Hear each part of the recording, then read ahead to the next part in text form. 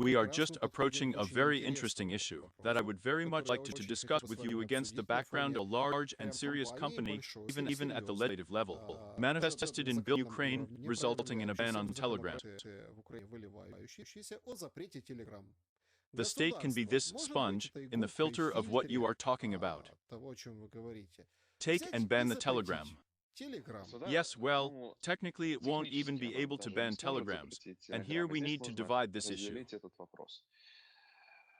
Let's do this. The current state's motivation to ban foreign languages has nothing to do with the issue that we discussed with you. Therefore, if we are going to discuss reality, then here the comment is very simple. It is a defense of the political field, against the background of the decline in popularity of a single telethon. But I don't think I've discovered any secrets here. We understand why this is being done, and it's not even interesting to discuss. Therefore, we speculate in the ideal of the factum. Here, let's say, in a healthy state, ideally, well, at least one that is moving towards the ideal.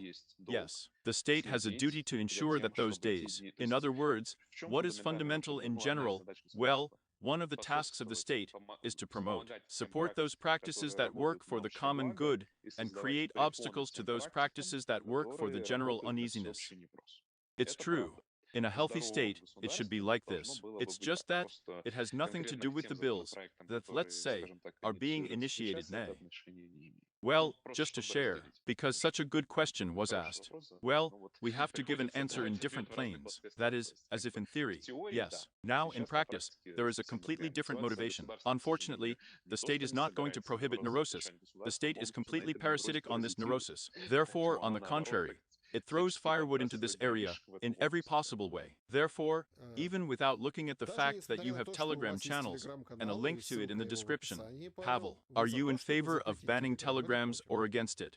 No, I'm not that. I'm definitely not in favor of banning telegrams. This is unequivocal because, well, again, first of all, because it's useless. And there was an experience of trying to ban Telegram in Russia, if you remember, for a long time, in my opinion, 5 years ago. It didn't work out much either. You can't. In other words, my general idea is that once you have released the genie from the bottle, you will not be able to release it back. You can create motivation. You can create the rules of the game. That is, you can influence. That's what you can do. That is, how would I rather be for a creative approach, relatively speaking? Well, the so-called practices of infosiganism, the so-called dispersal of hatred again. The state has enough regulatory framework without banning telegrams, if it really wanted to work with this problem. That is, he just doesn't have the slightest desire. His real desire is to clean up a political opponent. But this, unfortunately, let's just say, is clearly not something that can be supported, as if from the point of view of common sense. But it is very understandable from the point of view of political sense. I repeat to that problem, to your question that you asked, it has no question. As a philosopher, I recognize the problem, but, by the way, telegrams are not the worst thing in this.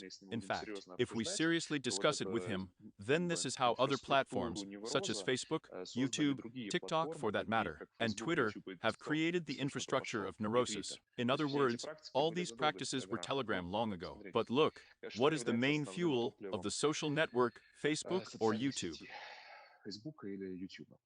The question is comical. Comments, yes. Reaction, likes, licky. Like, specifically like.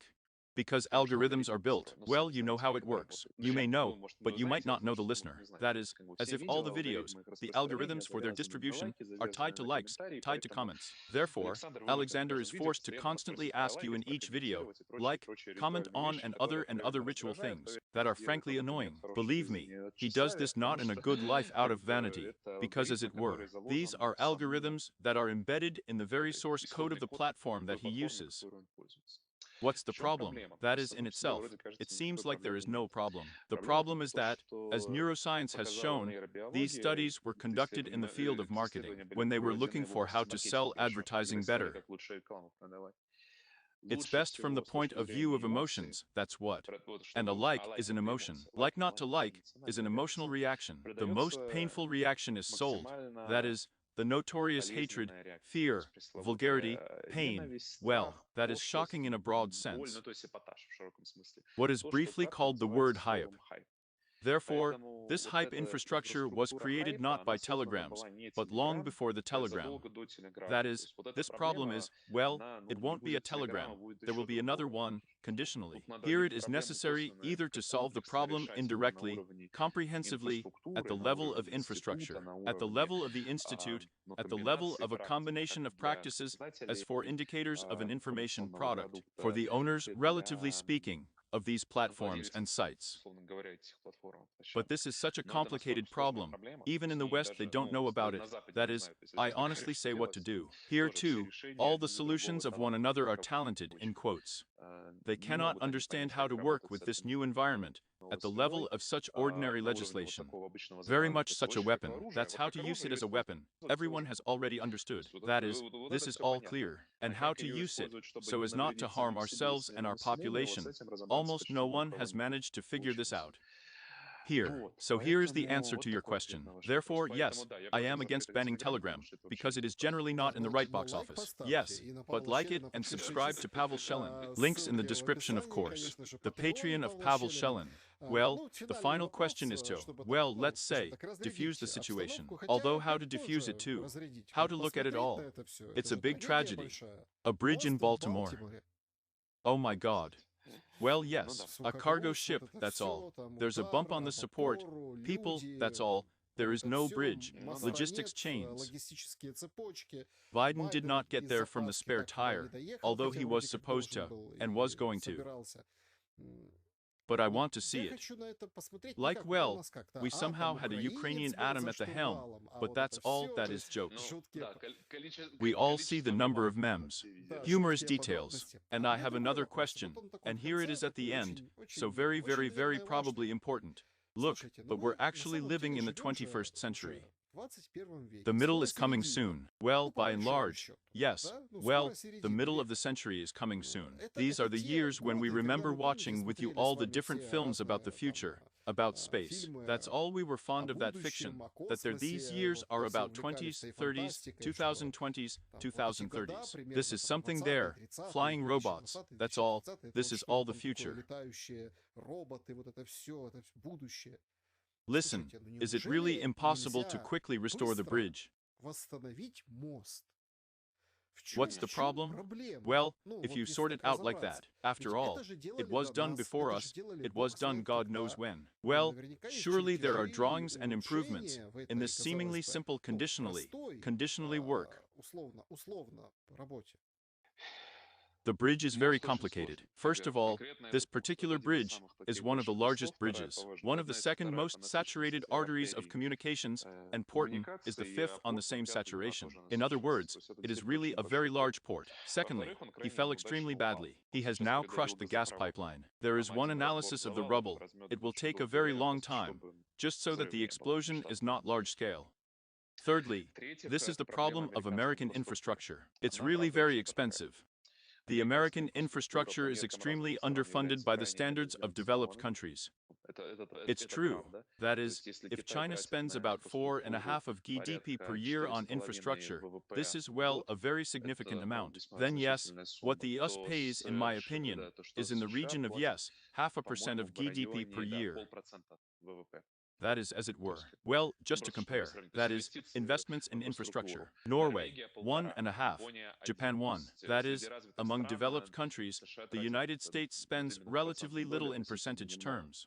And it has a cumulative effect. According to economists' estimates, the total economic losses of the United States from various delays, breakdowns, stops of transport from airplanes, and, well, ground transport are, in principle, comparable to the expenditures of the military budget. In other words, it is hundreds of billions of dollars a year. In other words, this is a lot of money, very large sums. But, in connection with this, for example, there was this big, as it were, Biden's personal projects. The fact that this investment in American infrastructure, let's build bridges, roads, and so on. How's that? Due to the bureaucracy of the apparatus, frankly speaking, the market decides very poorly. In other words, expenses are growing, capitalization is growing. As a result, there was ambitious recent news that by the 2020th year, to build their almost hundreds of thousands of gas stations, they built 2 years or there.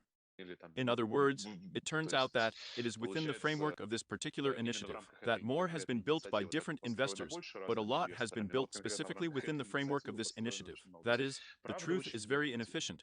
That is, the truth is likely to take a very long period of time. This is, well, let's just say, not that it's the wrong side, but the American infrastructure is a pitch here. Well, it's just the way it is.